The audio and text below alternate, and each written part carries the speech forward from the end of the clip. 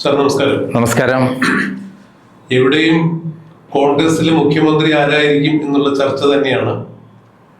ഇന്നലെ തെരഞ്ഞെടുപ്പിന് ശേഷം എറണാകുളം റെയിൽവേ സ്റ്റേഷനിൽ പ്രതിപക്ഷ നേതാവ് വി ഡി സതീശൻ വന്നിറങ്ങിയപ്പോൾ അക്ഷരാർത്ഥത്തിൽ അവിടെ ജനസമുദ്രമായിരുന്നു.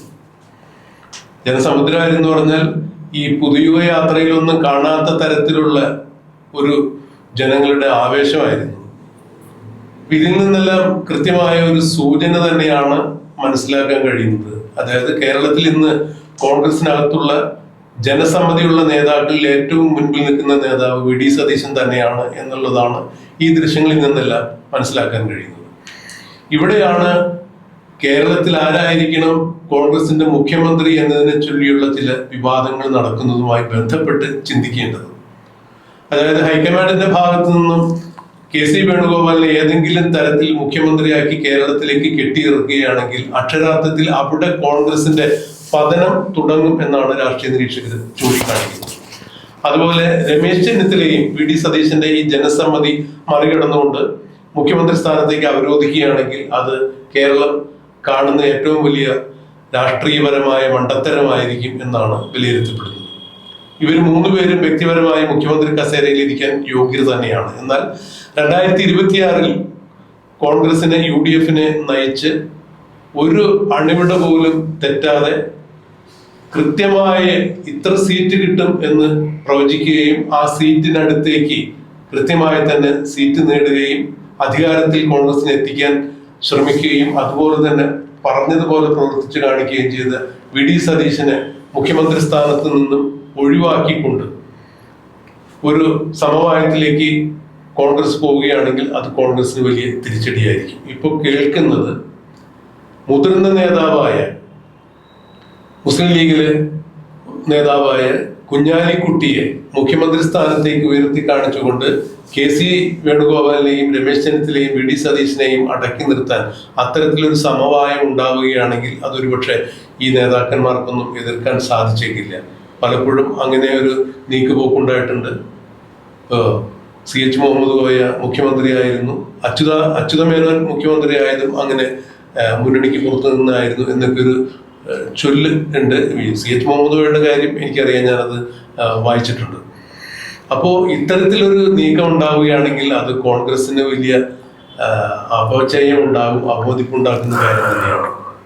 വലിയ ഒരു പങ്ക് ഈ കഴിഞ്ഞ തെരഞ്ഞെടുപ്പിൽ ഉൾപ്പെടെ രാഷ്ട്രീയ നേതാക്കന്മാരെല്ലാം അവരുമായിട്ടുള്ള അടുത്ത ബന്ധം, സ്വാധീനം, ഓരോ തെരഞ്ഞെടുപ്പിലും കൃത്യമായി ആ തെരഞ്ഞെടുപ്പുമായി ബന്ധപ്പെട്ട് നമ്മുടെ മാധ്യമത്തിന്റെ പ്രവർത്തനം, ഈ തെരഞ്ഞെടുപ്പിലും അക്ഷീണം തെരഞ്ഞെടുപ്പ് കഴിയുന്നത് വരെ സാറ് മിക്കവാറും സ്ഥലങ്ങളിലെല്ലാം ഫീൽഡിൽ ഉണ്ടായിരുന്നു എന്നാണ് എൻ്റെ ഒരു ധാരണ. കഴിയുന്നത്ര മണ്ഡലങ്ങളിലെല്ലാം പോയിട്ടുണ്ടായിരുന്നു.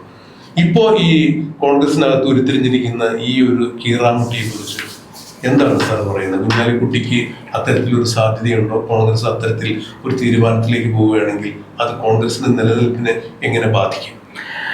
കുഞ്ഞാലിക്കുട്ടി എന്ന് പറയുന്ന നേതാവിനെ പറ്റി പറയുമ്പോൾ ഞാനുമായി ബന്ധപ്പെട്ട ഒരു നേതാവ് തന്നെയാണ് കുഞ്ഞാലിക്കുട്ടി. ഐസ്ക്രീം പാർലർ പെൺവാണിഭ കേസുമായി ബന്ധപ്പെട്ട വിഷയം പുറത്തു കൊണ്ടുവന്നിട്ടുള്ള ഒരാളാണ് ഞാൻ. അന്ന് കുഞ്ഞാലിക്കുട്ടിയുമായിട്ടുള്ള ഒരു ഏറ്റുമുട്ടലായിരുന്നു നടന്നിരുന്നെങ്കിൽ പിന്നീട് എന്നെ തട്ടിക്കൊണ്ടുപോകാൻ, ആ വാർത്തകളൊക്കെ പ്രസിദ്ധീകരിക്കുന്നത് തടയാൻ വേണ്ടിയിട്ട് എന്നെ തട്ടിക്കൊണ്ടുപോകാൻ പോലും ശ്രമം നടക്കുകയുണ്ടായത്. അദ്ദേഹത്തിൻ്റെ കോബ്രദറായ റൌഫ് ആയിരുന്നു എന്നെ തട്ടിക്കൊണ്ടുപോകാൻ ശ്രമിച്ചത്. പിന്നീട് 2001 ഇലക്ഷനിൽ വിജയിച്ച ശേഷം ഈ തന്നെ തട്ടിക്കൊണ്ടുപോകാൻ വന്ന കേസ് കോടതിയിലെത്തിയപ്പോൾ ഇത് എങ്ങനെയെങ്കിലും തീർപ്പാക്കാൻ വേണ്ടി എന്നെ പല വഴികളിലൂടെ പലരും ബന്ധപ്പെടുകയുണ്ടായി. എന്നാൽ ഞാൻ അതിലൊന്നും വഴങ്ങിയിരുന്നില്ല. എന്നാൽ റൌഫ് കുഞ്ഞാലിക്കുട്ടിയെ ബ്ലാക്ക്മെയിൽ ചെയ്ത് തട്ടിപ്പ് നടത്തുകയാണെന്നുള്ള കൃത്യമായ വിവരങ്ങൾ എനിക്ക് കിട്ടിയിരുന്നു. എന്നിട്ട് അദ്ദേഹത്തിനോട് നിന്ന് കോടികൾ തട്ടിയെടുക്കുകയായിരുന്നു അദ്ദേഹത്തിൻ്റെ ലക്ഷ്യം. ഇത് മനസ്സിലാക്കിക്കൊണ്ടിരുന്ന സമയത്താണ് എൻ്റെ അടുത്ത് കുഞ്ഞാലിക്കുട്ടി എങ്ങനെയെങ്കിലും ഈ സംഭവം തീർക്കണം, റൌഫ് ഇങ്ങനെ കുഞ്ഞാലിക്കുട്ടിക്ക് വേണ്ടി ഫൈറ്റ് ചെയ്തിട്ട് റൌഫ് കേസിൽ പെട്ടു എന്നുള്ള സ്ഥിതിയിലാണ് എന്നോട് ഇത് സെറ്റിൽമെൻറ്റിന് വേണ്ടിയിട്ട് എങ്ങനെ തീർക്കാൻ വേണ്ടി ശ്രമിച്ചത്. പല പ്രമുഖരായ ആളുകൾ ഇടപെട്ട് ഞാൻ വഴങ്ങിയിരുന്നില്ല. എന്നാൽ എറണാകുളത്തുള്ള ഒരു ഡോക്ടർ, ഒരു സൗജന്യ ചികിത്സയൊക്കെ നടത്തുന്ന ഡോക്ടറുമായി നല്ല ബന്ധമായിരുന്നു. അങ്ങനെ അദ്ദേഹം വഴി അദ്ദേഹം എന്നോട് പറഞ്ഞു, കുഞ്ഞാലിക്കുട്ടി കഴിഞ്ഞതെല്ലാം മറന്ന് പുതിയ ജീവിതത്തിലേക്ക് കടക്കുകയാണ്. അദ്ദേഹത്തിൻ്റെ കുടുംബം തന്നെയാണ് മുൻകൈ എടുത്ത് ഈ കാര്യത്തിൽ നന്ദകുമാറുമായി സംസാരിച്ച് തീർക്കണമെന്ന് ആഗ്രഹിച്ചത് എന്ന് പറഞ്ഞപ്പോൾ അദ്ദേഹം നല്ലൊരു മാറ്റമാണ് ഉണ്ടാക്കാൻ പോകുന്നത്. ജീവിതത്തിൽ അദ്ദേഹം ചെയ്ത അല്ലെങ്കിൽ എവിടെയെങ്കിലും കുടുങ്ങിപ്പോയ കാര്യങ്ങളിൽ നിന്നൊക്കെ മാറി ശരിയായ പാതയിലേക്കാണ് മടങ്ങുന്നത്. അതിന് സഹായിക്കുകയാണ് നന്ദകുമാർ ചെയ്യേണ്ടതെന്ന് പറഞ്ഞു. അപ്പം ഞാൻ തയ്യാറായി. പക്ഷെ ഞാനൊരു ഡിമാൻഡ് വെച്ചു, കുഞ്ഞാലിക്കുട്ടി നേരിട്ട് വന്ന് എന്നോട് മാപ്പ് പറയണം. അത് എൻ്റെ ഡിമാൻഡാണ്. ഞാൻ ചെയ്യാത്ത തെറ്റിന് വാർത്തകൾ, എൻ്റെ രേഖകൾ എൻ്റെ കിട്ടി, ഞാൻ വാർത്ത ചെയ്തു. അതിൽ എന്നെ തട്ടിക്കൊണ്ടുപോകാൻ വന്നത് അംഗീകരിക്കാൻ പറ്റില്ല എന്നുള്ള നിലപാടെടുത്തപ്പോൾ അത് അവർ അംഗീകരിച്ചു. ഞാൻ കുഞ്ഞാലിക്കുട്ടിയുമായി എറണാകുളത്തെ ലീ മെറിഡിയൻ ഹോട്ടലിൽ വെച്ച് മുഖാമുഖം കണ്ടു. അദ്ദേഹം എന്നോട് പറഞ്ഞു, ഞാൻ അറിഞ്ഞുകൊണ്ടല്ല എന്നെ തട്ടിക്കൊണ്ടുപോകാൻ റൌഫ് ശ്രമിച്ചത്. ഈ കാര്യത്തിൽ എന്നെ തെറ്റിദ്ധരിക്കരുത്. വാർത്തകൾ പ്രസിദ്ധീകരിക്കുന്നതിന് ഞാൻ എതിരല്ല. എന്നിരുന്നാലും പലപ്പോഴും പല മുസ്ലിം ലീഗിലെ പല സ്ഥലങ്ങളിലുള്ള ആളുകൾ കൂട്ടം കൂടി നന്ദകുമാർ എവിടെയാണെന്ന് മനസ്സിലാക്കിയ ആയുധം ഉപയോഗിച്ച് നന്ദകുമാറിനെ ആക്രമിക്കണം എന്നൊക്കെ പറഞ്ഞ് എന്നോട് ബന്ധപ്പെടുമ്പോൾ ഞാൻ അവരോട് പറയാറുള്ളത്, ഞാൻ അവിടെ വരാം, എന്നിട്ട് സംസാരിക്കാം, എന്നിട്ട് പ്ലാൻ ചെയ്താൽ മതി എന്ന് പറഞ്ഞ് ഞാൻ അവിടെ എത്തും. അവിടെ എത്തിയിട്ട് ഞാൻ അവരോട് പറഞ്ഞിട്ടുള്ളത്, നന്ദകുമാറിന് എന്തെങ്കിലും പറ്റിക്കഴിഞ്ഞാൽ ആദ്യം കുടുങ്ങുന്നത് കുഞ്ഞാലിക്കുട്ടിയായിരിക്കും, അതുകൊണ്ട് അത്തരം കാര്യങ്ങൾക്ക് മുതിരരുത് എന്ന് പറഞ്ഞ് ഞാൻ അവരെ വിലക്കാറുള്ളതാണ് ചെയ്തിട്ടുള്ളത്. അപ്പം അങ്ങനെ ഒരു സൗമ്യമായ ഒരു മുഖമായിരുന്നു കുഞ്ഞാലിക്കുട്ടിയുടേത്. പിന്നീട് കുഞ്ഞാലിക്കുട്ടിയെ പറ്റി ഉണ്ടാക്കിയ കഥകളെല്ലാം തന്നെ അത് പിണറായി വിജയനും പി ശശിയും കൂടി ചേർന്ന് പോലീസ് ഉദ്യോഗസ്ഥന്മാരെ കൊണ്ട് പെൺകുട്ടികൾ പറഞ്ഞു എന്ന് പറഞ്ഞ് കള്ളമൊഴി ഉണ്ടാക്കിയതാണെന്ന് എനിക്ക് കൃത്യമായി മനസ്സിലാവുകയും ചെയ്തു. എന്തായാലും അങ്ങനെയുള്ള സൗമ്യനായ ഒരു പ്രശ്നം വരുമ്പോൾ തീർക്കുന്നതിന് ഏതറ്റം വരെയും താഴ്മയോടെ പെരുമാറാൻ കഴിവുള്ള ഒരു രാഷ്ട്രീയ നേതാവിന് വേണ്ട ഏറ്റവും വലിയ ക്വാളിറ്റിയാണ് താഴ്മയോടെ പെരുമാറുക എന്നുള്ളത്. ഒരു പ്രശ്നത്തിൽ ഇടപെട്ട ആളുടെ അഹങ്കാരവും ധിക്കാരവും കാണിച്ചുകൊണ്ട് നേരിട്ടാൽ അത് ഒന്നും പരിഹാരമല്ല.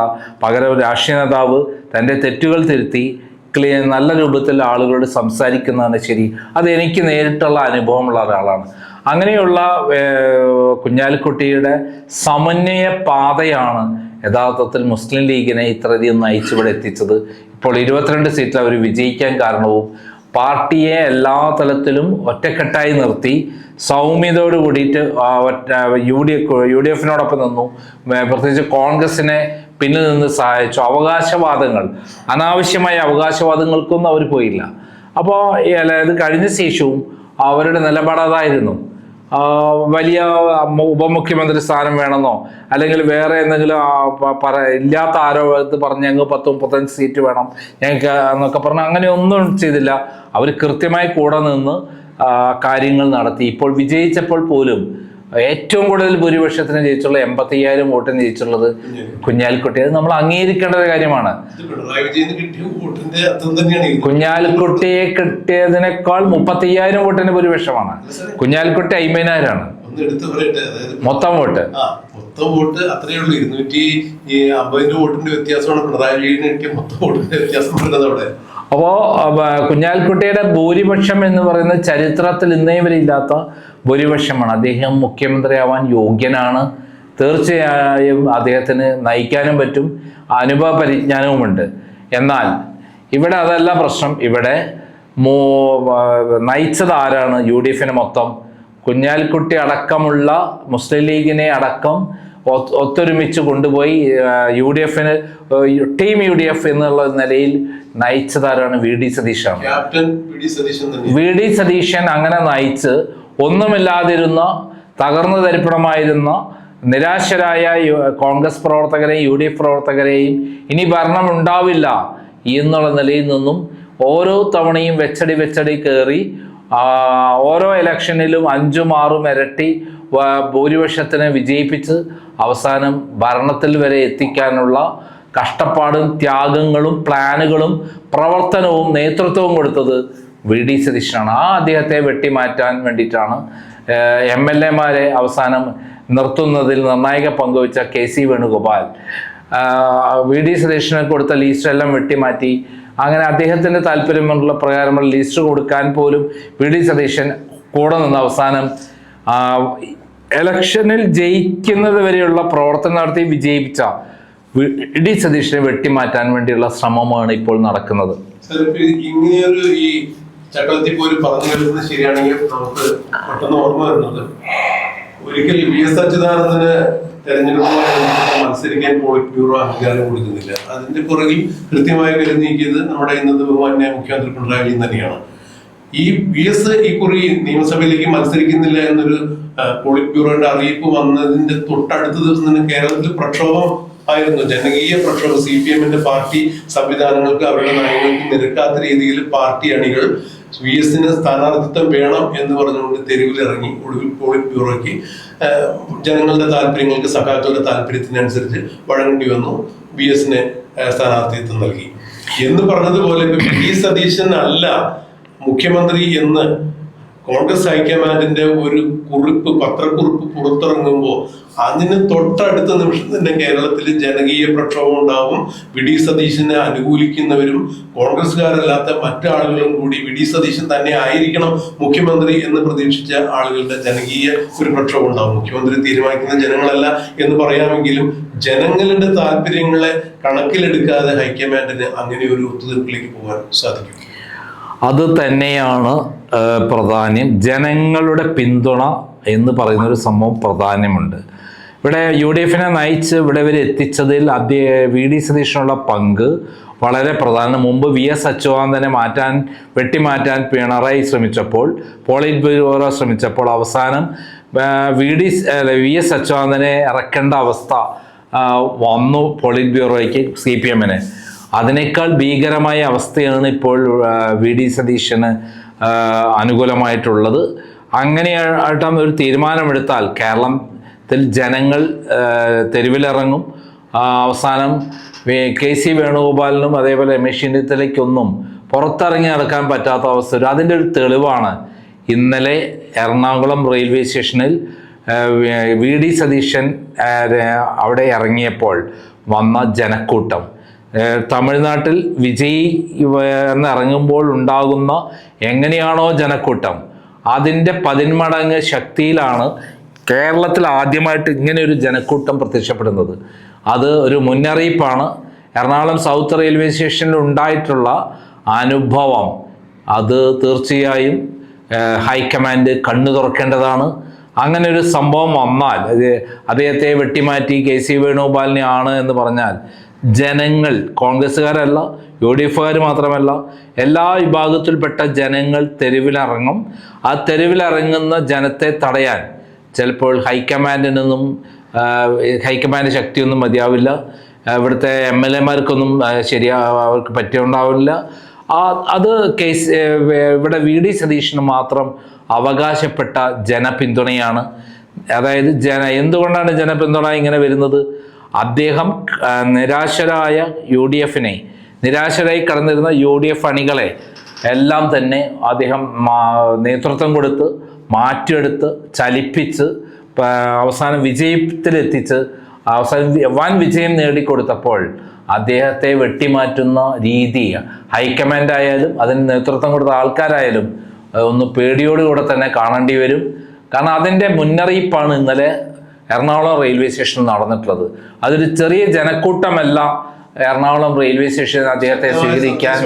അദ്ദേഹത്തെ തോളിലേറ്റി, അദ്ദേഹത്തിന് പുറത്തിറങ്ങി നടക്കാൻ പറ്റിയില്ല, തോളിലേറ്റി കാറിലെത്തിക്കുകയും പിന്നെ അവിടെ നിന്ന് അദ്ദേഹം യാത്ര ചെയ്തതുമെല്ലാം ആ ജനക്കൂട്ടത്തിൻ്റെ മധ്യത്തിലൂടെ അദ്ദേഹത്തിന് വളരെ പ്രയാസപ്പെട്ടിട്ടാണ് അവിടെ നിന്ന് രക്ഷപ്പെട്ടു പോകാൻ കഴിഞ്ഞത്. അതൊരു മുന്നറിയിപ്പ് തന്നെയാണ്. പുതുയുഗ യാത്രയിൽ പോലും കാണാത്തത്ര വലിയ ജനക്കൂട്ട ആരവത്തോട് കൂടിയിട്ടാണ് വന്നത്.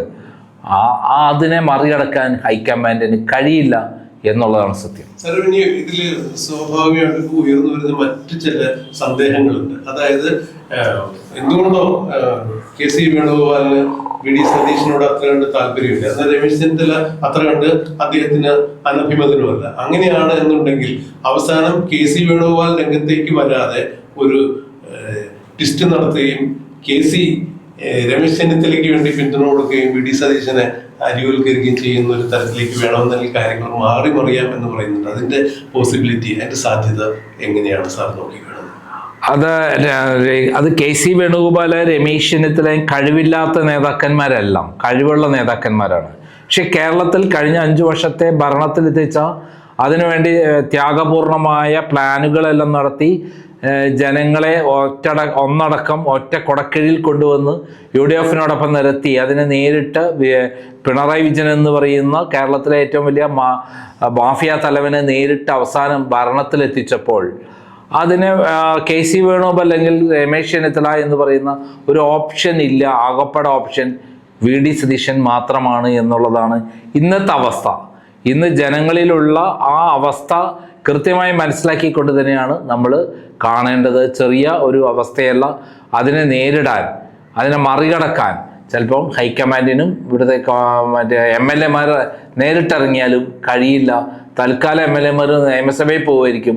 പുറത്തേക്ക് വരുമ്പോൾ അവരെ തടയാൻ പോലും കോൺഗ്രസിൻ്റെ അണികൾ തയ്യാറാകുമെന്നുള്ള മാനസികാവസ്ഥയിലാണ് കേരളത്തിലെ കോൺഗ്രസ് അണികൾ തെരുവിലേക്ക് ഇറങ്ങിയിരിക്കുന്നത് എന്നുള്ളതാണ് ഇന്നലെ കണ്ട കാഴ്ചയിൽ നിന്ന് നമ്മൾ മനസ്സിലാക്കേണ്ടത്.